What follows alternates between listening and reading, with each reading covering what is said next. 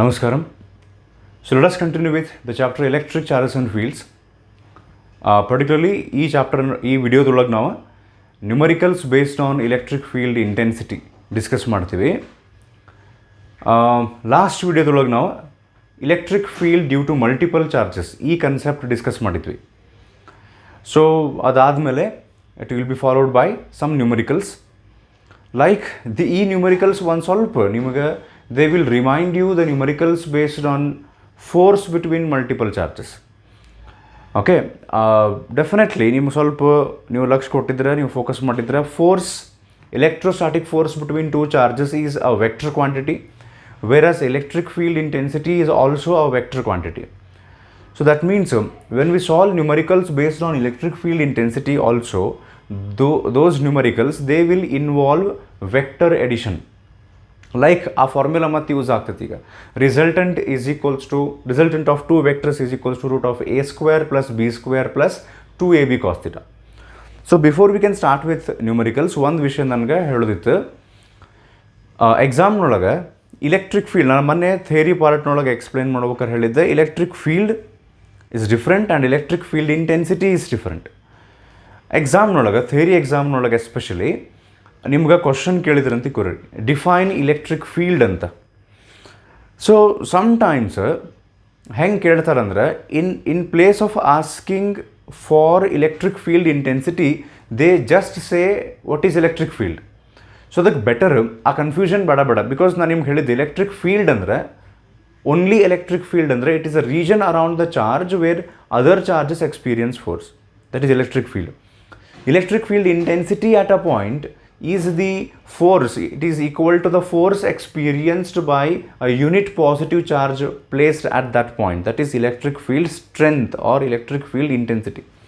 So better ನಿಮ್ಮ ಎಕ್ಸಾಮ್ನೊಳಗೆ ಏನಾರ 1 ಮಾರ್ಕಿಗೆ ಐದರ್ ಎಲೆಕ್ಟ್ರಿಕ್ ಫೀಲ್ಡ್ ಡೆಫಿನೇಷನ್ ಅವ್ರು ಕೇಳಲಿ ಅಥವಾ ಎಲೆಕ್ಟ್ರಿಕ್ ಫೀಲ್ಡ್ ಇಂಟೆನ್ಸಿಟಿ ಕೇಳಲಿ, ಬೆಟರ್ ನೀವು ಎರಡನ್ನೂ ಬರೆದಿಟ್ಟು ಬಂದುಬಿಡ್ರಿ to be on safer side. And particularly electric field intensity definition ಐತಲ್ಲ, the electrostatic force per unit positive charge placed at that point, ಆ ಡೆಫಿನೇಷನನ್ನು ಮೊದಲು ಬರೆದು ಅದಾದಮೇಲೆ ವಾಟ್ ಈಸ್ ಎಲೆಕ್ಟ್ರಿಕ್ ಫೀಲ್ಡ್ ಅದು ರೀಜನ್ ಐತಲ್ಲ, region around a charge where other charges experience force, ಅದನ್ನು ಆಮೇಲೆ ಬರೀರಿ. So let start with numericals. Okay, definitely from the base book. So ಇದರೊಳಗೆ ಒಂದು ನಾನು ಫಸ್ಟಿಗೆ ಸಿಂಪಲ್ ಕೈಂಡ್ ಆಫ್ ಒಂದು ನ್ಯೂಮರಿಕಲ್ ಕೊಡ್ತೀನಿ, ಇಲ್ಲೇ ಬರಿತೀನಿ, which is not in the textbook, simple to start with. Okay, so ಈಗಿದು ಯಾವುದರ ಒಂದು ಕ್ವಶನ್ ನಂಬರ್ ನೀವು ಹಾಕೋರಿ, ಓಕೆ ನಡೀತೈತಿ, it does not matter because text book ನಾವೇನು ಫಾಲೋ ಮಾಡ್ತೀವಲ್ಲ ಬೇಸ್ ಅದರೊಳಗೆ ನಾವೀಗ ನೆಕ್ಸ್ಟ್ ಕ್ವಶನ್ ನಂಬರ್ 6 ಮಾಡ್ಬೇಕು. ಸೊ ಬಟ್ ಇದು ನಾನು ಎಕ್ಸ್ಟ್ರಾ ಬರ್ಸಾಕತ್ತೀನಿ ಈಗ. ಸೊ ಕ್ವಶನ್ ನಂಬರ್ ಹಾಕ್ಲಂದ್ರೆ ನಡೀತೈತಿ. ಸೊ ಏನಂದರೆ ಕ್ಯಾಲ್ಕುಲೇಟ್ electric field strength ಅಥವಾ electric field intensity at a distance 2 meter from a point charge plus 16 coulomb. Okay, calculate electric field strength at a distance 2 meter at a point which is at a distance 2 meter from a point charge plus 16 coulomb. 16 coulomb. Okay, so ಈಗ ಇದನ್ನು better ನೀವು video pause ಮಾಡಿ electric field strength calculate ಮಾಡೋಕ್ಕೆ ನಮ್ಮ ಕಡೆ formula ಅದಾವೆ. Okay, just ಒಂದು recap, we have 2 formulae to calculate electric field strength right now. That is electric field is equals to force experienced by a test charge, force divided by test charge. This is test charge in this formula. So there is one more formula which is 1 by 4 pi epsilon naught q by r square, where this q is not test charge, it is not a test charge, it is a source charge. So ಇಲ್ಲಿ question ಅವರು ಕೇಳಿದ್ದೇನೆಂದರೆ there is a point charge which is plus 16 coulomb. Let us say it is placed at point A. From here at a distance 2 meter, let us say there is a point P. They are asking you to calculate the electric field strength at this point P. Okay, so 16 coulomb very clearly is the source charge here and 2 meter is the distance. So ಇದನ್ನು video pause ಮಾಡಿ ನೀವು calculation ಮಾಡಿರಿ. Quite simple. ಈ ಫಾರ್ಮುಲಾನ use ಮಾಡೋದು ನಿಮ್ಗೆ practice ಆಗಲಿ ಅಂಥೇಳಿ ಅದ್ರ ಸಲುವಾಗಿ ಅಷ್ಟೇ ಕೊಟ್ಟಿದ್ದು. ವಿಡಿಯೋ ಪಾಸ್ ಮಾಡಿ ಟ್ರೈ ಮಾಡಿ ರೈಟ್ ನಾವು. ಹೋಪ್ಫುಲಿ ನೀವು ಸಿನ್ಸಿಯರಾಗಿ ಟ್ರೈ ಮಾಡಿರಿ ಅಂತ ಅಂದ್ಕೊಂಡ್ರೆ. ಸೊ ಗಿವನ್ ಇದರೊಳಗೆ ಏನೈತಿ, source charge is plus 16 coulomb. Okay, distance is 2 meter. To calculate electric field strength. So we have electric field strength is equals to ಒಂದು ಸರ್ತಿ ಫಾರ್ಮುಲಾ ಬರೆಯಬೇಕು, 1/4πε0 Q/r². ಕೂಲಮ್ಸ್ ಫೋರ್ಸ್ ಇತ್ತಂದ್ರೆ, ಕೂಲಮ್ಸ್ ಲಾ ಪ್ರಕಾರ force ಇತ್ತಂದ್ರೆ Q1 Q2 ಅಂತ ಬರ್ತೈತಲ್ಲ force ಇದ್ದಾಗ. Electric ಫೀಲ್ಡ್ದಾಗ ಓನ್ಲಿ Q ಬರ್ತೈತೆ. ಫಾರ್ಮುಲಾ ಬಗ್ಗೆ ಹೇಳಾಕತ್ತನ. So therefore electric field strength is equals to 9 × 10⁻⁹ multiplied by charge Q which is 16 divided by the distance 2 meter which is squared ಅಂದ್ರೆ 4 ಅಂತ 4 1 4 4 4 9 36 × 10⁻⁹ ನ್ಯೂಟನ್ ಪರ್ ಕೂಲಮ್. ಅದನ್ನು ಬರೀಬೇಕಾ ಮತ್ತು SI unit. ಅಕಸ್ಮಾತ್ ನೀವು ಆಗಲೇ ಸಾಲ್ವ್ ಮಾಡಿದ್ರಿ, if you have got the answer 36 × 10⁻⁹ that's good. SI unit ನೀವು ಬರೆದಿಲ್ಲ newton per coulomb, you might lose 1 mark.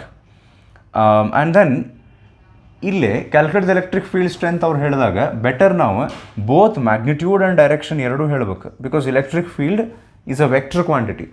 So this is magnitude ಆತೀಗ. 36 × 10⁻⁹ ಈಸ್ ಮ್ಯಾಗ್ನಿಟ್ಯೂಡ್. ಡೈರೆಕ್ಷನ್ ಹೆಂಗೆ ಹೇಳ್ತೀರಿ ಅಂದರೆ ಇಲ್ಲೇ ಬೇಕಾರೆ along. How is the direction? ನಿಮಗೆ ನೆನಪಿದ್ರೆ ಎಲೆಕ್ಟ್ರಿಕ್ ಫೀಲ್ಡಿಗೆ ನಾನು ಪ್ರೀವಿಯಸ್ ವಿಡಿಯೋದೊಳಗೆ ಟ್ರಿಕ್ ಹೇಳಿದ್ದೆ. For electric field, if it is a positive charge, the direction of electric field will be away from the charge. For positive charge, the direction of electric field is away. ಅಂದರೆ ಈ ಪಾಯಿಂಟ್ನೊಳಗೆ 16 ಕೂಲಂಬದ್ದು impact ಪ್ರಭಾವ 36 × 10⁻⁹ Newton per coulomb ಐತಿ. ಅಂದರೆ 1 coulomb ಚಾರ್ಜನ್ನು ನೀವು ಇಟ್ಟರೆ ಅದರ ಮೇಲೆ ಇಷ್ಟು ಫೋರ್ಸ್ ಬರ್ತೈತಿ. That is magnitude. ಡೈರೆಕ್ಷನ್ ಯಾವ ಕಡೆ ಇರ್ತೈತೆ ಅದು ಅಂದರೆ ಇಟ್ ಈಸ್, ನಾ ಹೇಳಿದ್ದ ಟ್ರಿಕ್ ಅದಕ್ಕೆ, it is away from the positive charge. So 36 × 10⁹ Newton per coulomb along AP, along the direction AP ಈ ರೀತಿ. So this is the first question. ಒಂದು ಸ್ಯಾಂಪಲ್ ಕ್ವಶನ್ ನಾವು ಮಾಡಿದ್ವಿ.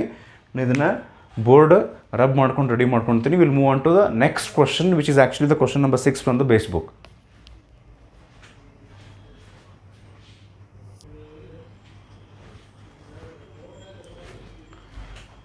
Okay, so continuing with the next question, that is question number 6, which is based on electric field strength.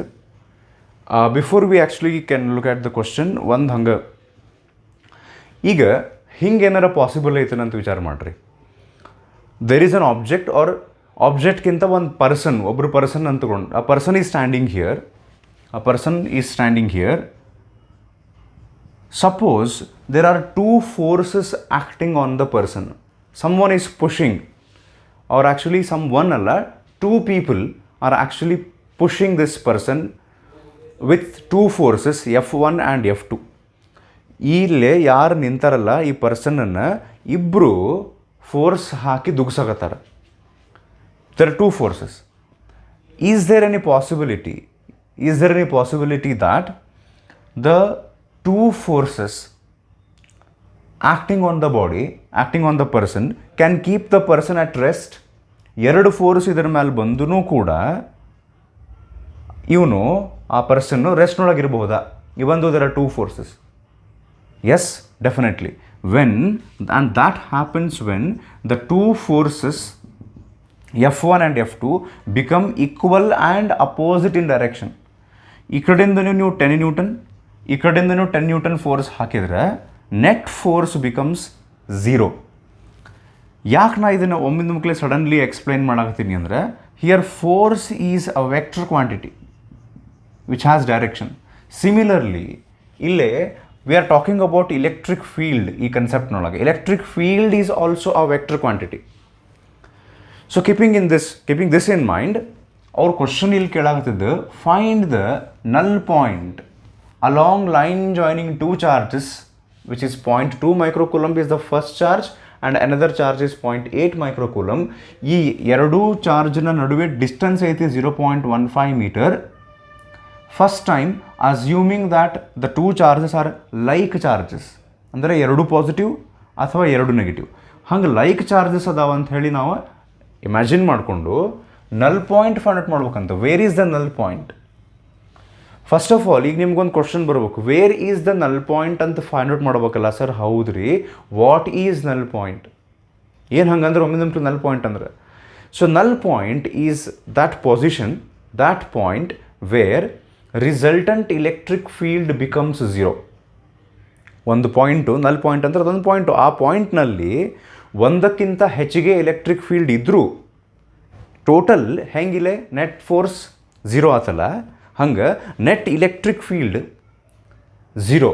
ಅಂದರೆ ಎರಡು electric field equal ವ್ಯಾಲ್ಯೂನಿಂದ opposite direction ಒಳಗೆ ಬಂದಾಗ, equal value and opposite direction ಒಳಗೆ electric field ಬಂದಾಗ resultant electric field can become zero at a particular point. ಇನ್ನೊಮ್ಮೆ, ಯಾವ ಪಾಯಿಂಟ್ನಲ್ಲಿ ಎರಡು ಅಥವಾ ಅದಕ್ಕಿಂತ ಹೆಚ್ಚು ಎಲೆಕ್ಟ್ರಿಕ್ ಫೀಲ್ಡ್ಸ್ ಬರ್ತಾವೆ, ಬಟ್ ಆ ಎಲೆಕ್ಟ್ರಿಕ್ ಫೀಲ್ಡ್ಸು ಅವುಗಳ ಮ್ಯಾಗ್ನಿಟ್ಯೂಡ್ ಮತ್ತು ಡೈರೆಕ್ಷನ್ ಹೆಂಗೈತಿ ಅಂದರೆ at that point the resultant electric field becomes zero. ಅಕಸ್ಮಾತಾಗಿ ಎರಡು ಅಥವಾ ಅದಕ್ಕಿಂತ ಹೆಚ್ಚು ಎಲೆಕ್ಟ್ರಿಕ್ ಫೀಲ್ಡ್ಸ್ ಬಂದು, ಎಲೆಕ್ಟ್ರಿಕ್ ಫೀಲ್ಡು ವೆಕ್ಟರ್ ಕ್ವಾಂಟಿಟಿ, ಹೆಂಗೆ ಫೋರ್ಸ್ ಒಂದು ಪಾಯಿಂಟ್ನೊಳಗೆ ಎರಡು ಫೋರ್ಸ್ ಬಂದು, ಮೂರು ಫೋರ್ಸ್ ಬಂದು, ನೆಟ್ ಫೋರ್ಸ್ ಝೀರೋ ಆಗ್ಬೋದಲ್ಲ. ಓಕೆ, ಈಗ ಒಂದು ಸಿಂಪಲ್ ಎಕ್ಸಾಂಪಲ್ ಹೇಳ್ತೇನೆ. ಈಗ ಇಲ್ಲೊಂದು ಪಾಯಿಂಟ್ ಮಾರ್ಕ್ ಮಾಡ್ತೀನಿ ನಾನು. ಈ ಪಾಯಿಂಟ್ನೊಳಗೆ ಈ ಪ್ಲಸ್ 0.2 ಮೈಕ್ರೋಕೂಲಮ್ ಚಾರ್ಜದ ಎಲೆಕ್ಟ್ರಿಕ್ ಫೀಲ್ಡ್ ಇರ್ತೈತಿ. ಈ ರೀಸನ್ ಐತಿ ಇಲ್ಲ ಎಲೆಕ್ಟ್ರಿಕ್ ಫೀಲ್ಡ್. ಆಮೇಲೆ ಈ ಚಾರ್ಜ್ನಿಂದ ಈ ಪಾಯಿಂಟ್ನೊಳಗೆ ಎಲೆಕ್ಟ್ರಿಕ್ ಫೀಲ್ಡ್ ಸ್ಟ್ರೆಂತು ಇರುತ್ತೆ. ಎಲೆಕ್ಟ್ರಿಕ್ ಫೀಲ್ಡ್ ಸ್ಟ್ರೆಂತ್ ಅಂದ್ರೇನು? ಈ ಚಾರ್ಜು, ಸೋರ್ಸ್ ಚಾರ್ಜು, ಇಲ್ಲಿ ನೀವು 1 ಕೂಲಮ್ ಚಾರ್ಜ್ ತಂದಿಟ್ರೆ ಎಲೆಕ್ಟ್ರಿಕ್ ಫೀಲ್ಡ್ ಸ್ಟ್ರೆಂತ್ ಅಂದ್ರೆ ಎಷ್ಟು ನ್ಯೂಟನ್ ಪರ್ ಕೂಲಮ್ನಷ್ಟು ಇಲ್ಲಿ ನೀವು ಅಕಸ್ಮಾತ್ ಈಗ ಈ point, let us say point P, ಈ ಪಾಯಿಂಟ್ ಪಿ ಒಳಗೆ ನಾನು 1 ಕೂಲಮ್ ಚಾರ್ಜ್ ತಂದಿಟ್ರೆ ಆ 1 ಕೂಲಮ್ ಚಾರ್ಜ್ ಮೇಲೆ ಎಷ್ಟು ನ್ಯೂಟನ್ ಫೋರ್ಸ್ ಬರ್ತೈತಿ ಅಂತ ಹೇಳೋದು ಎಲೆಕ್ಟ್ರಿಕ್ ಫೀಲ್ಡ್ ಸ್ಟ್ರೆಂತ್. ಈಗ ಲೈಕ್ ಸಿಂಪಲ್ ಎಕ್ಸಾಂಪಲ್, ಇಲ್ಲಿ 1 ಕೂಲಮ್ ಚಾರ್ಜ್ ಇಡ್ತೀನಿ ನಾನು. ಈ 1 ಕೂಲಮ್ ಚಾರ್ಜ್ ಮೇಲೆ ಈ Q1 charge, will this charge Q1 exert force on 1 coulomb? Let us say this is also positive, plus 1 coulomb. ನನ್ನ ಕ್ವಶನ್ ಏನು, Q1 which is plus 0.2 microcoulomb, ಇದು ಈ 1 ಕೂಲಮ್ ಚಾರ್ಜ್ ಮೇಲೆ ಫೋರ್ಸ್ ಹಾಕುತ್ತಾ? ಎಸ್, ಡೆಫಿನೆಟ್ಲಿ, ಎರಡು positive ಅದಾವ. Next 0.8 microcoulomb will also exert force even though the distance between point 2 and point P and 0.8 microcoulomb and point P distance is different. Force ಅಂತೂ ಇರ್ತೈತಿ. ಅಕಸ್ಮಾತ್ ಇದರಿಂದ ಬರುವಂಥ ಫೋರ್ಸ್ ಈ ಪಾಯಿಂಟ್ನೊಳಗೆ, because actually when we say electric field, ಆ electric ಫೀಲ್ಡ್ನೊಳಗೆ ನಾವು ಫೋರ್ಸ್ ಬಗ್ಗೆನೇ ಮಾತಾಡ್ತೀವಿ, force per unit positive charge ಬಗ್ಗೆನೇ ಮಾತಾಡ್ತೀವಿ. ಎಲೆಕ್ಟ್ರಿಕ್ ಫೀಲ್ಡ್ ಅಂದ್ರನ 1 ಕೂಲಮ್ ಮೇಲೆ ಎಷ್ಟು ಫೋರ್ಸ್ ಅಂತ. ಸೊ ಇಲ್ಲಿ ನಾವು 1 ಕೂಲಮ್ ಬಿಡ್ತೀನಿ, ಅಕಸ್ಮಾತ್ ಹಿಂಗೆ ಏನಾರ ಆದರೆ ಈ 1 ಕೂಲಮ್ ಮೇಲೆ ಇದರಿಂದ ಬರುವಂತಹ ಎಲೆಕ್ಟ್ರಿಕ್ ಫೀಲ್ಡ್ ಸ್ಟ್ರೆಂತು ಆ ಪ್ಲಸ್ 0.8 ಮೈಕ್ರೋಕೂಲಮ್ನಿಂದ ಬರುವಂಥ ಎಲೆಕ್ಟ್ರಿಕ್ ಫೀಲ್ಡ್ ಸ್ಟ್ರೆಂತು ಎರಡರದ್ದು ಮ್ಯಾಗ್ನಿಟ್ಯೂಡ್ ಅಂದರೆ ವ್ಯಾಲ್ಯೂ ಮತ್ತು ಮ್ಯಾಗ್ನಿಟ್ಯೂಡ್ ಸೇಮ್ ಆಗಿ ಡೈರೆಕ್ಷನ್ ಅಪೋಸಿಟ್ ಆಗಿಬಿಟ್ರೆ at point P, even though there are 2 electric fields E1 and E2, ಅವುಗಳ ಎರಡರದ್ದು magnitude equal direction opposite ಆದರೆ, then we say that resultant electric field at point P is 0. Then this point P where the electric field strength becomes 0 is called null point. So better ನೀವು ಇಲ್ಲಿ ಏನು ಮಾಡಿಬಿಡ್ರಿ, what is null point ಅಂತ ಬರ್ಕೊಂಬಿಟ್ರಿ ಒಂದು ಕಡೆ. Next time ನಿಮ್ಗೆ future ರೆಫರೆನ್ಸಿಗೆ ಬೇಕಾಗ್ತೈತಿ. ನಾನು just dictate ಮಾಡ್ತೀನಿ, ಬರ್ಕೊಂಬಿಡ್ರಿ.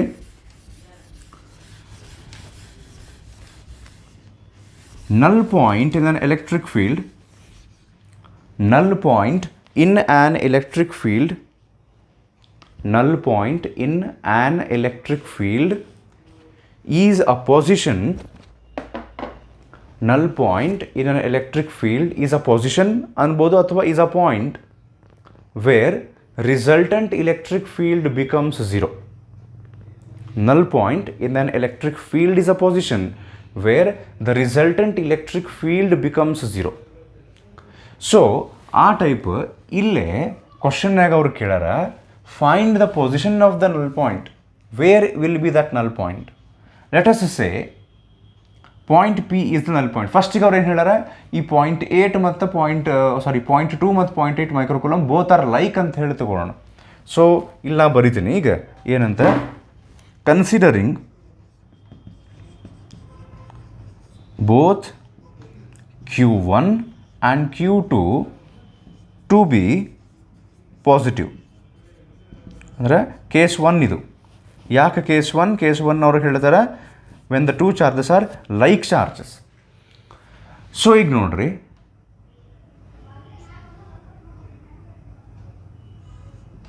ಇದು +0.2, ಇದು +0.8 ಅಂದರೆ ಎರಡು ಪಾಸಿಟಿವ್ ಚಾರ್ಜ್ ಅದಾವೆ. ಈಗ ನನ್ನ ಕ್ವಶನ್ ಒಂದು ಕೇಳ್ತೀನಿ, ಕರೆಕ್ಟು ವಿಚಾರ ಮಾಡಿ ಉತ್ತರ ಫೈಂಡ್ ಔಟ್ ಮಾಡ್ಕೊಳ್ಳೋಕೆ ಟ್ರೈ ಮಾಡಿರಿ.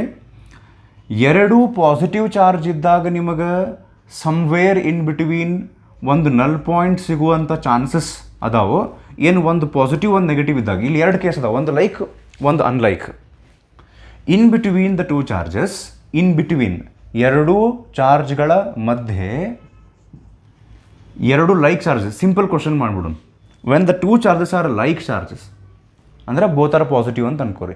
ಈಸ್ ದೇರ್ ಅ ಪಾಸಿಬಿಲಿಟಿ, ಸಾಧ್ಯತೆ ಇದೆಯಾ ಅಂತ. Is there a possibility to get a null point. Null point ಅಂದ್ರೆ ಏನು? Resultant electric field must be zero. So ಇಲ್ಲೇ ಒಂದಿಷ್ಟು ಜನ ಸ್ಟೂಡೆಂಟ್ಸು ನಾನು ಕ್ಲಾಸ್ನೊಳಗಿದ್ದೇನೆ, ಲೈವ್ ಕ್ಲಾಸ್ನೊಳಗೆ ಕ್ವಶನ್ ಕೇಳಿದಾಗ ಆನ್ಸರ್ ಹೆಂಗೆ ಮಾಡ್ತಾರೆ, ನೋ ಸರ್, ಈ ಎರಡೂ ಪಾಸಿಟಿವ್ ಇರೋದ್ರಿಂದ, ಎರಡು ಪಾಸಿಟಿವ್ ಚಾರ್ಜ್, ಒಂದು ಪಾಸಿಟಿವ್ ಒಂದು ನೆಗೆಟಿವ್ ಇದ್ರೆ ಸರ್ ಇದ್ರದ್ದು ಎಲೆಕ್ಟ್ರಿಕ್ ಫೀಲ್ಡ್ ಮೈನಸ್ ಆಗ್ತಾವೆ. ಒಂದು ಪಾಸಿಟಿವ್ ಇರ್ತದೆ, ಒಂದು ನೆಗೆಟಿವ್ ಇರ್ತೈತಲ್ಲ, ಎಲೆಕ್ಟ್ರಿಕ್ ಫೀಲ್ಡ್ ಎರಡು ಮೈನಸ್ ಆಗ್ತಾವೆ. ಅವಾಗ ಎರಡೂ ಚಾರ್ಜ್ಗಳ ನಡುವೆ ರಿಸಲ್ಟೆಂಟ್ ಎಲೆಕ್ಟ್ರಿಕ್ ಫೀಲ್ಡ್ ಝೀರೋ ಇರುವಂಥ ಚಾನ್ಸಸ್ ಅದಾವೆ.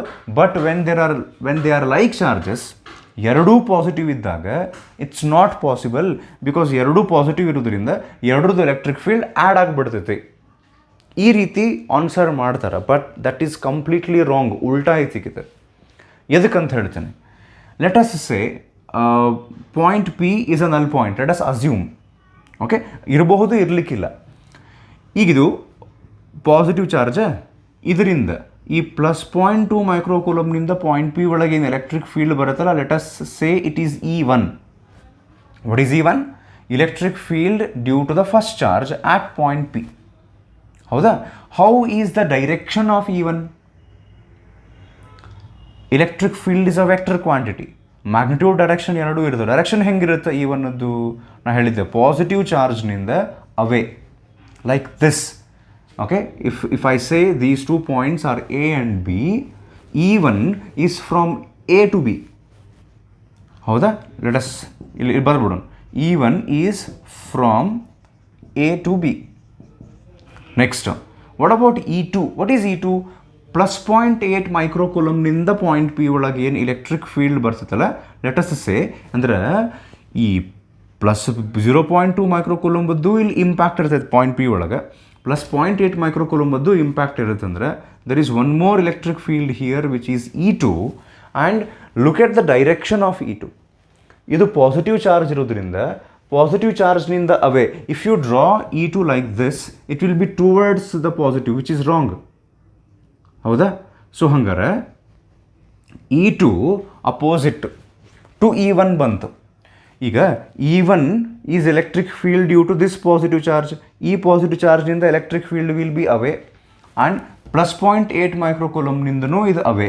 ಎರಡು ಅವೇ ಅಂತ ಬಂದಾಗ between two positive charges electric field opposite ಡೈರೆಕ್ಷನ್ನಾಗ ಬಂದವಲ್ಲ.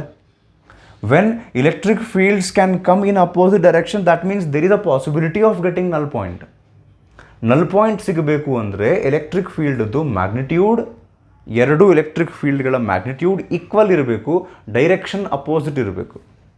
ಈಗ ವಿಚಾರ ಮಾಡಿರಿ, ಒಂದು ಕೆಲಸ ಮಾಡೋಣ ನಾವು, ಇದು ಪಾಸಿಟಿವ್ ಚಾರ್ಜೇ ಇರಲಿ, 0. ಮೈಕ್ರೋಕೂಲಮ್ 2 ಮೈಕ್ರೋಕೂಲಮ್, ಅನ್ಲೈಕ್ ಮಾಡ್ತೀನಿ ನಾನೀಗ. Let us make this +0.8 as -0.8. In that case the direction of electric field will become towards, E2 becomes towards the negative charge. Electric field is always towards the negative charge. Now if you carefully observe here, at point P, direction of electric field of E2 and the direction of electric field E1 are not in opposite direction.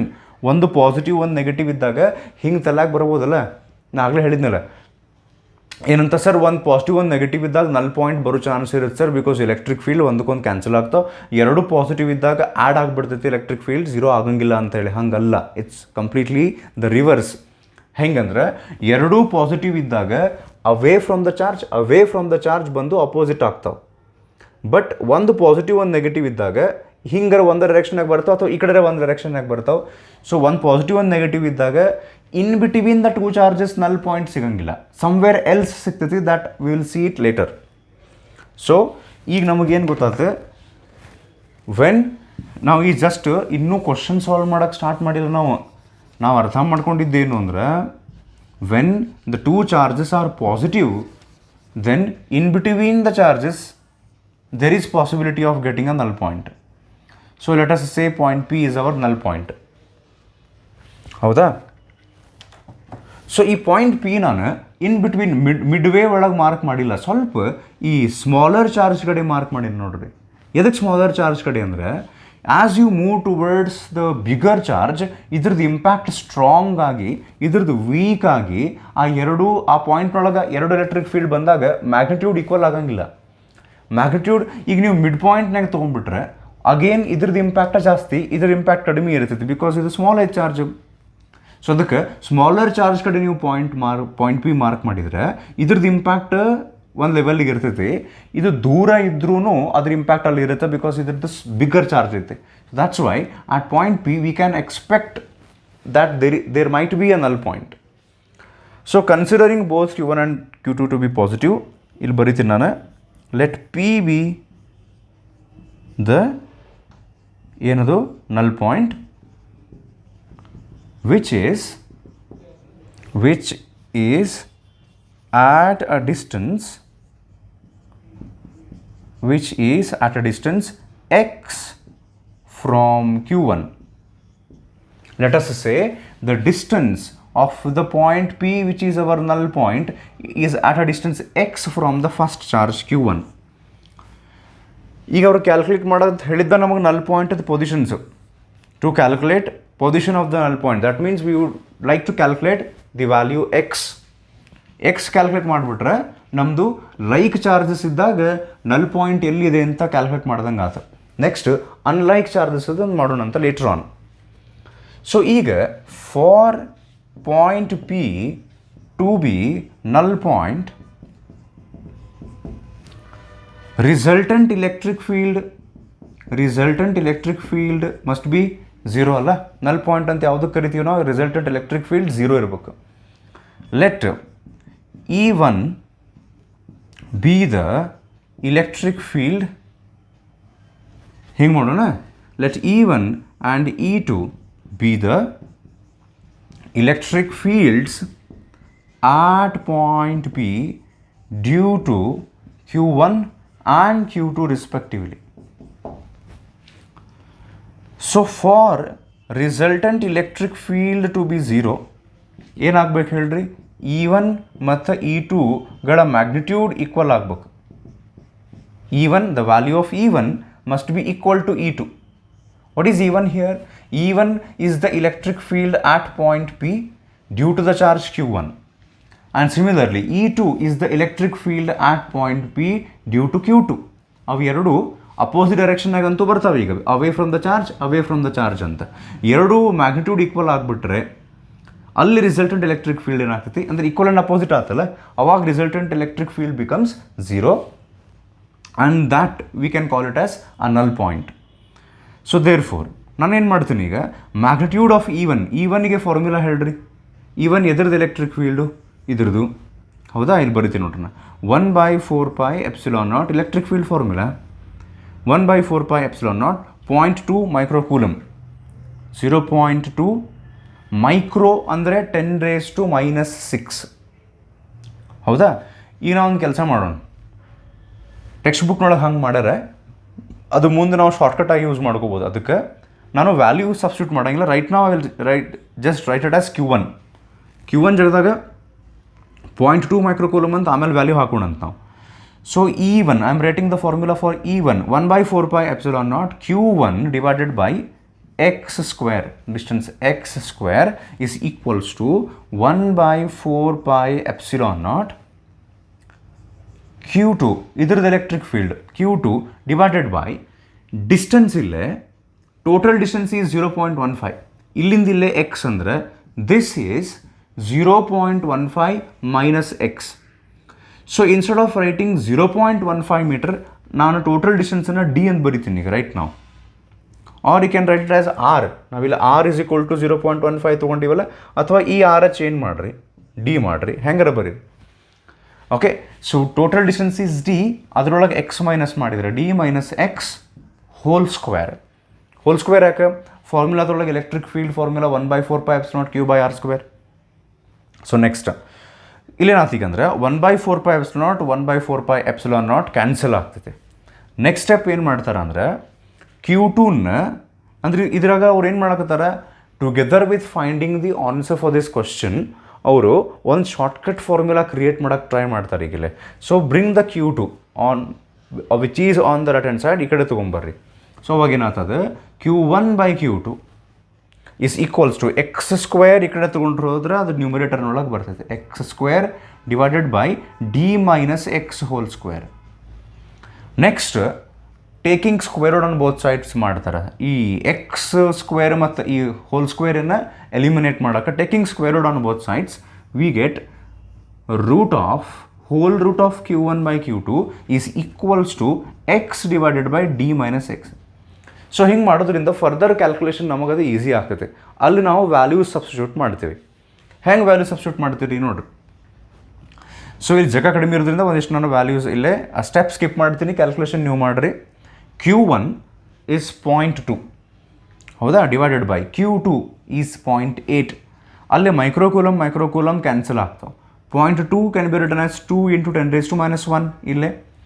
0.8 can be written as 8 into 10 raised to minus 1, 10 raised to minus 1, 10 raised to minus 1 cancel out, 2 1s are 2 4s are. Square root of 1/4 is 1/2 is equals to x. X is the value that we want, divided by d minus x. What is d? Total distance 0.15. 0.15 minus x. Cross multiply ಮಾಡ್ರಿ. 0.15 minus x is equals to 2x. ಹೌದಲ್ಲ, 2 ಈ ಕಡೆ ಹೋಗುತ್ತೆ 2x, ಈ ಎಕ್ಸ್ನ ಆ ಕಡೆ ತೊಗೊಂಡು ಹೋಗ್ರಿ. So 0.15 is equal to 3x. So x is equals to ಎಷ್ಟಾಯ್ತು ಹಂಗಾರೆ? x is equals to 0.15 divided by 3. Answer is 0.05 meter. Okay, x. So ನಾವೀಗೇನು ಹೇಳ್ಬೇಕು ಫೈನಲಿ ಕನ್ಕ್ಲೂಷನ್, ದೇರ್ ಫೋರ್ ಅಂತಿಲ್ಲಿ ಬರೋದು, the null point is at a distance. Null point is at a distance 0.05 metre from the positive charge which is 0.2 microcoulomb. So ನಾವೀಗೇನು ಮಾಡಿದ್ವಿ ಅಂದರೆ we found out where is ಇದು 0.05. Where is null point between these two charges when the two charges are like charges. Okay, so ಇದ್ರದ್ದು ಒಂದು ಸರ್ತಿ ನೀವು recap ಮಾಡ್ಕೊರಿ, ಬೇಕಾದ್ರೆ ಏನಾರ ಬರ್ಕೊತಿದ್ರು ಬರ್ಕೊರಿ. ಕ್ವಶನ್ ಯಾರ ಕಡೆ ಇಲ್ಲ, ಅಕಸ್ಮಾತ್ ಟೆಕ್ಸ್ಟ್ ಬುಕ್ ನಿಮ್ಮ ಕಡೆ ಇಲ್ಲ ಅಂದರೆ ಕ್ವಶನ್ ಬರ್ಕೊರಿ. ಇನ್ನೂ ಈ ಕ್ವಶನ್ ಬಾಕಿ ಐತಿ. ಅನ್ಲೈಕ್ ಚಾರ್ಜಸ್ ಒಂದು ನಾವು ಡೀಟೇಲಾಗಿ ಡಿಸ್ಕಸ್ ಮಾಡ್ಬೇಕು. ಇಲ್ಲೇ ಇದನ್ನು ನೀವು CET ಒಳಗೆ ಶಾರ್ಟ್ಕಟ್ ಆಗಿ ಯೂಸ್ ಮಾಡ್ಕೋಬೋದು to calculate the value of x. If this kind of a question is given within 1 minute ನೀವು ಸಾಲ್ವ್ ಮಾಡೋದಿತ್ತಂದ್ರೆ, ಎರಡು ಲೈಕ್ ಚಾರ್ಜಸ್ ಇದ್ದು null point, where is null point ಅಂತ ಕ್ಯಾಲ್ಕುಲೇಟ್ ಮಾಡಿರಿ ಅಂದ್ಕೊಳ್ಳಿ. Root of Q1/Q2 charge value ಅವ್ರು ಕೊಟ್ಟಿರ್ತಾರೆ, Q1/Q2 X ನಾವು ಕ್ಯಾಲ್ಕುಲೇಟ್ ಮಾಡ್ಬೇಕು, ಡಿ ಅವ್ರು ಕೊಟ್ಟಿರ್ತಾರೆ. So this very quickly will give you the answer. ಇದಕ್ಕೊಂದು ಹಿಂಗೆ ಬಾಕ್ಸ್ ಹಾಕಿ CET ಅಥವಾ ನೀಟ್ ಮಲ್ಟಿಪಲ್ ಚಾಯ್ಸ್ ಕ್ವಶನ್ಸ್ ಇರುವಂಥ ಕಾಂಪಿಟೇಟಿವ್ ಎಕ್ಸಾಮ್ಸಿಗೆ ಇದೊಂದು ಶಾರ್ಟ್ಕಟ್ ಅಂಥೇಳಿ ನಾವು ಬರ್ಕೋಬೋದು. ಇದು ಲೈಕ್ ಚಾರ್ಜಸ್ ಇದ್ದಾಗ ಶಾರ್ಟ್ಕಟ್, ಅನ್ಲೈಕ್ ಚಾರ್ಜಸ್ ಇದ್ದಾಗ ಇನ್ನೊಂದು ಬೇರೆ ಫಾರ್ಮುಲಾ ಬರ್ತೈತೆ. ಓಕೆ, ಸೊ ಜಸ್ಟ್ ನಾನು ಇದು ಬೋರ್ಡ್ ರಬ್ ಮಾಡ್ಕೊಂಡು ರೆಡಿ ಮಾಡ್ಕೊತೀನಿ.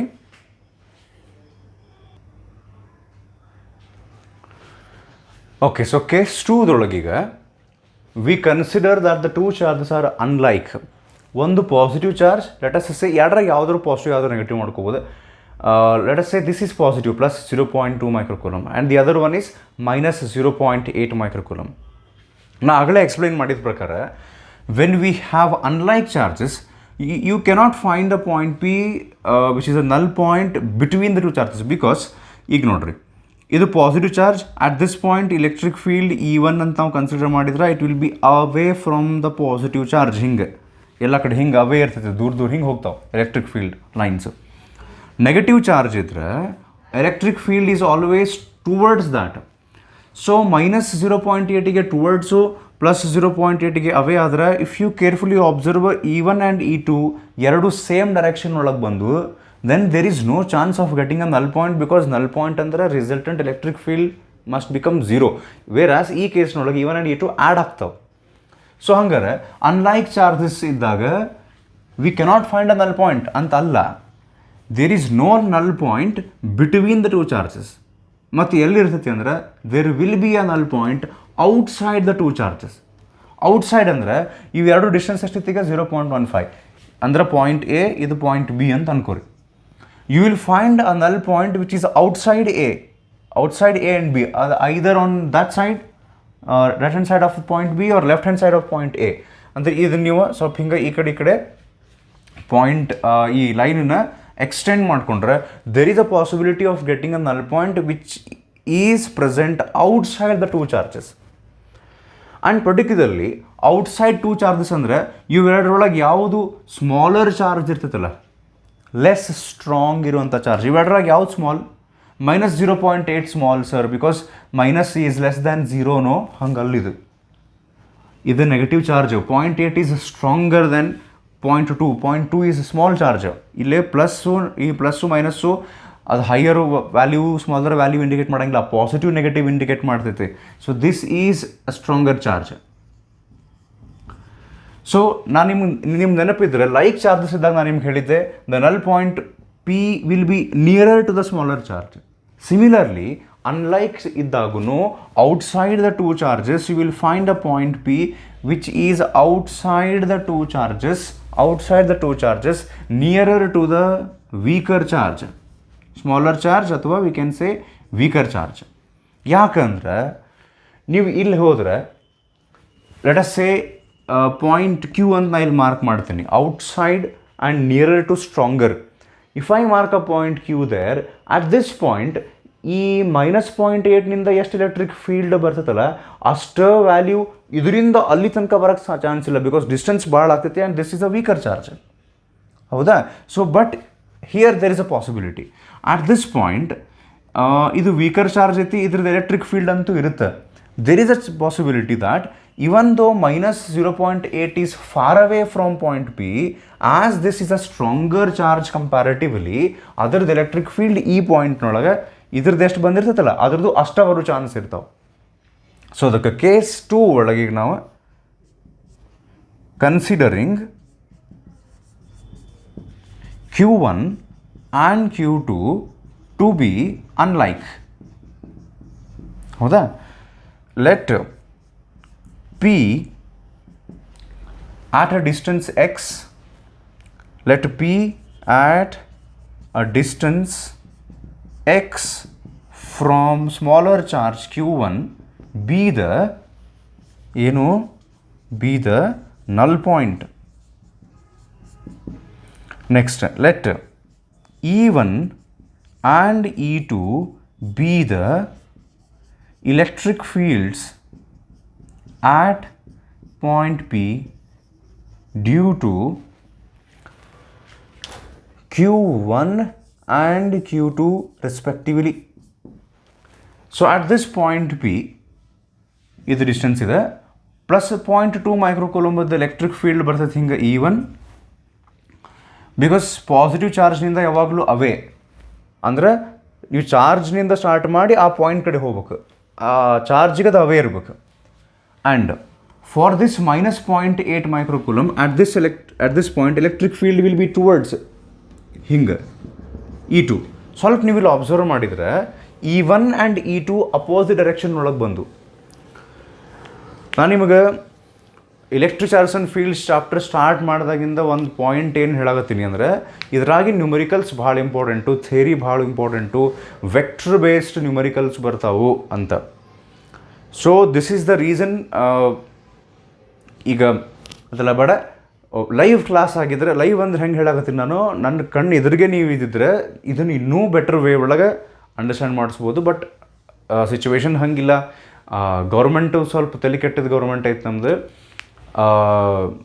ಅವರು ಇದರ ಬೇಸಿಸ್ ಮೇಲೆ ಆನ್ಲೈನ್ ಕ್ಲಾಸಸ್ ಮೇಲಿನ ಎಕ್ಸಾಮ್ ತೊಗೊತೀವಿ ಅಂತನೂ ವಿಚಾರ ನಡೆಸ್ಯಾರ. Okay, this is really strange. ಇದ್ರ ಬಗ್ಗೆ ನನಗೆ ಹೆಚ್ಚಿಗೆ ಮಾತಾಡೋಕ್ಕೆ ಸದ್ಯ ಇಂಟ್ರೆಸ್ಟ್ ಇಲ್ಲ. ನೆಕ್ಸ್ಟ್ ಟೈಮ್ ಬೆಟ್ಟಾದಾಗ ಯಾವಾಗ ಮಾತಾಡೋಣಂತ.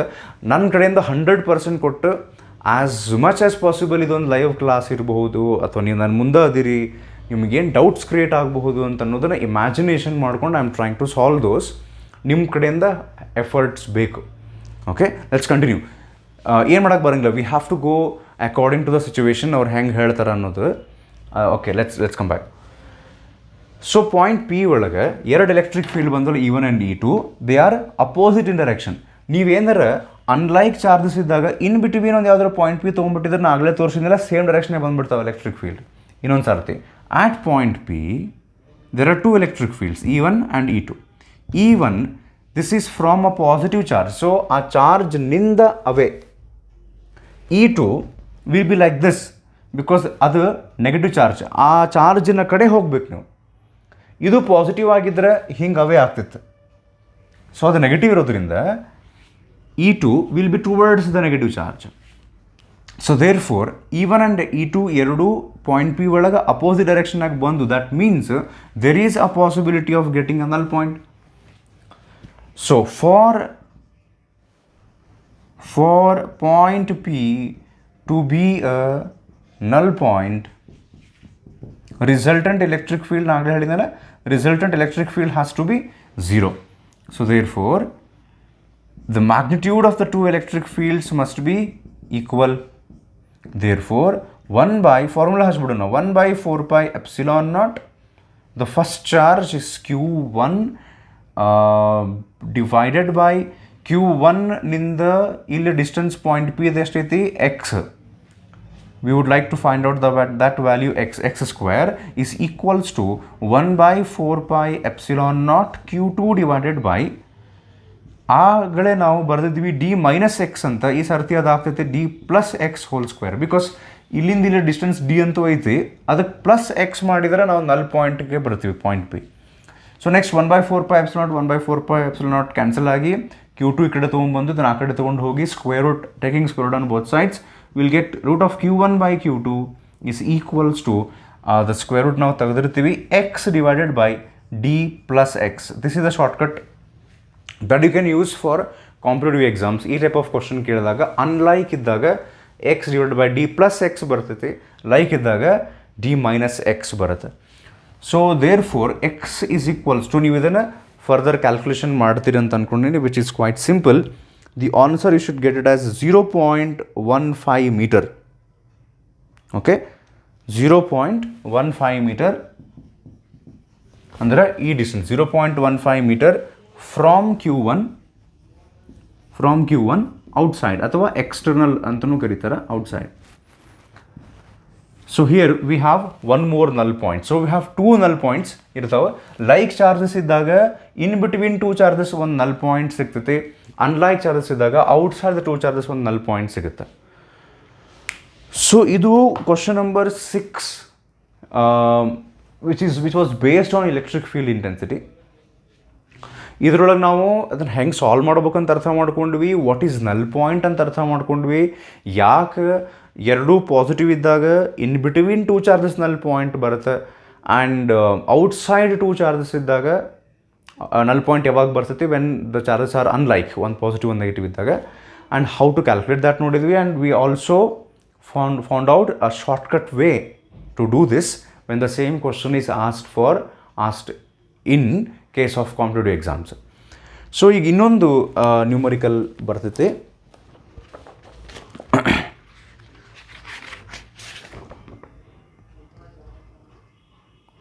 So those who have the base book, ಆ ಕ್ವಶನನ್ನು ನೀವು ಟ್ರೈ ಮಾಡಿರಿ.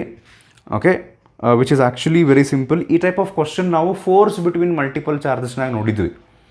ಅವ್ರೇನಂತಾರೆ, ಎರಡು ಚಾರ್ಜ್ ಕೊಟ್ಟಾರ, +5 microcoulomb and -5 microcoulomb which are separated by a particular distance. ಆ ಎರಡೂ ಚಾರ್ಜ್ಗಳ ನಡುವೆ ಆ ಡಿಸ್ಟೆನ್ಸನ್ನು ಒಂದು ಪರ್ಪೆಂಡಿಕ್ಯುಲರ್ ಬೈಸೆಕ್ಟರ್ ಡ್ರಾ ಮಾಡಿ, ಆ ಪರ್ಪೆಂಡಿಕ್ಯುಲರ್ ಬೈಸೆಕ್ಟರ್ ಮೇಲೆ 0.04 ಮೀಟರ್ ಡಿಸ್ಟೆನ್ಸ್ನೊಳಗೆ what is resultant electric field ಅಂತ ಕೇಳ್ತಾರೆ. ಇದಕ್ಕೊಂದು ಹಿಂಟ್ ಹೇಳ್ತೀನಿ, ಆ ಟೈಪ್ ನೀವು ಸಾಲ್ವ್ ಮಾಡಿರಿ, ಟ್ರೈ ಮಾಡಿರಿ, ವಿಚ್ ಇಸ್ ಸಿಂಪಲ್. ಈ ಟೈಪ್ ಆಫ್ ಕ್ವಶನ್ ನಾವು ಫೋರ್ಸ್ ಬಿಟ್ವೀನ್ ಮಲ್ಟಿಪಲ್ ಚಾರ್ಜಸ್ನಾಗ ಮಾಡೀವಿ. ರಿಸಲ್ಟೆಂಟ್ ಈ ಫಾರ್ಮುಲಾ ಯೂಸ್ ಮಾಡ್ಬೇಕಾಗ್ತೈತಿ. Resultant of 2 vectors a² + b² + 2ab cos θ and alpha is equals to tan inverse of, ನಿಮ್ಗೆ ನೆನಪಿದ್ರೆ b sin θ divided by a + b cos θ. ಈ type ಮಾಡ್ಬೋದು. ಅದು ಟೆಕ್ಸ್ಟ್ ಬುಕ್ನೊಳಗೆ ಇನ್ನೊಂದು ವೇ ಕೊಟ್ಟಾರೆ, ಇದು ಅಲ್ಫಾ ಕ್ಯಾಲ್ಕುಲೇಟ್ ಮಾಡೋಕ್ಕೆ ಬೇರೆ ಟೈಪ್ ಮಾಡ್ಯಾರವ್ರೆ. ಯು ಕ್ಯಾನ್ ಸಿ ದೇರ್, ಗೊತ್ತಾಗ್ತೈತಿ. ಕ್ವಶನ್ ಏನಂದ್ರೆ, there are 2 charges. I'm talking about the next question now. There are 2 charges, ಒಂದು +5 ಮೈಕ್ರೋಕೂಲಮ್, ಇನ್ನೊಂದು -5 ಮೈಕ್ರೋಕೂಲಮ್. ಇವು ಎರಡು ನೋಡಿ ಡಿಸ್ಟೆನ್ಸ್ ಕೊಟ್ಟಾರ ಅವರು, ಸಮ್ ವ್ಯಾಲ್ಯೂ 0.06 ಅಂತ ಹೇಳಿ ಟೋಟಲ್ ಡಿಸ್ಟೆನ್ಸ್. ಸೊ ಇದನ್ನು ಮಿಡ್ ಪಾಯಿಂಟ್ನೊಳಗೆ ಹಿಂಗೆ ಪರ್ಪೆಂಡಿಕ್ಯುಲರ್ ಬೈಸೆಕ್ಟರ್ ಒಂದು ಡ್ರಾ ಮಾಡಿ ಇಲ್ಲೊಂದು ಪಾಯಿಂಟ್ P ಮಾರ್ಕ್ ಮಾಡ್ತಾರೆ. ಇದು ಡಿಸ್ಟೆನ್ಸ್ ಅವ್ರು ಕೊಟ್ಟಾರ 0.04 ಮೀಟರ್, ಇದ್ರದ್ದು ಹೈಟ್. ಇದು ಮಿಡ್ ಪಾಯಿಂಟ್ ಕಟ್ ಆಗ್ತೈತಿ ಅಂದ್ರೆ 0.06, ಇಲ್ಲೇ ಬರ್ತೈತಿ 0.03, ಈ ಕಡೆ ಬರ್ತೈತಿ 0.03.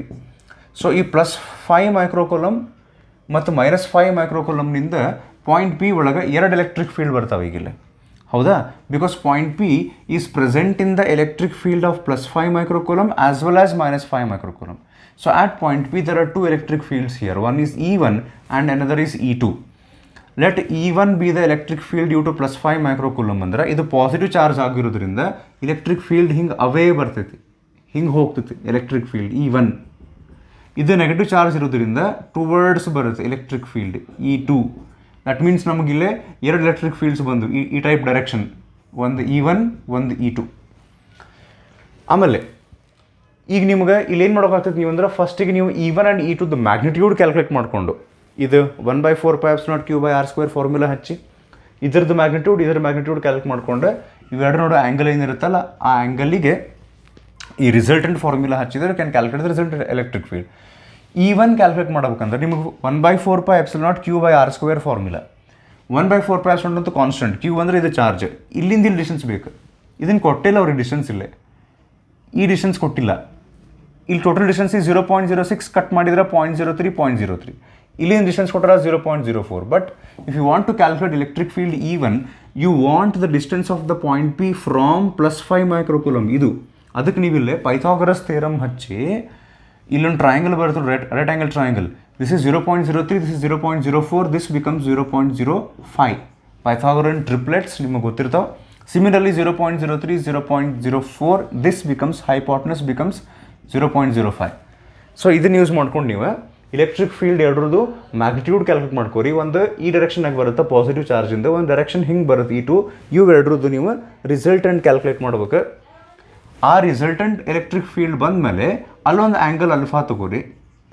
Let alpha B the angle between resultant electric field and E2 ಅಂತ ಅಂದ್ಕೊಂಡ್ರೆ ನೀವು ಈ ಫಾರ್ಮುಲಾದೊಳಗೆ E1 ಅನ್ನು 2 ಟೈಮ್ಸ್ ಬರೀಬೇಕಾಗ್ತೈತಿ. ಈ ಟೈಪ್ ಆಫ್ ಕ್ವಶನ್ ನಾವು ಆಲ್ರೆಡಿ ಸಾಲ್ವ್ ಮಾಡೀವಿ.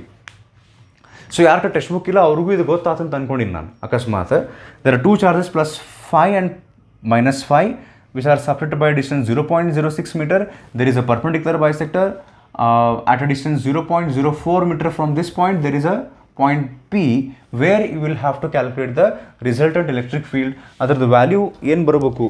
For those who do not have the textbook answer, we should get it as final answer. Resultant electric field should get it as 2.16 into 10⁻⁷ Newton per coulomb.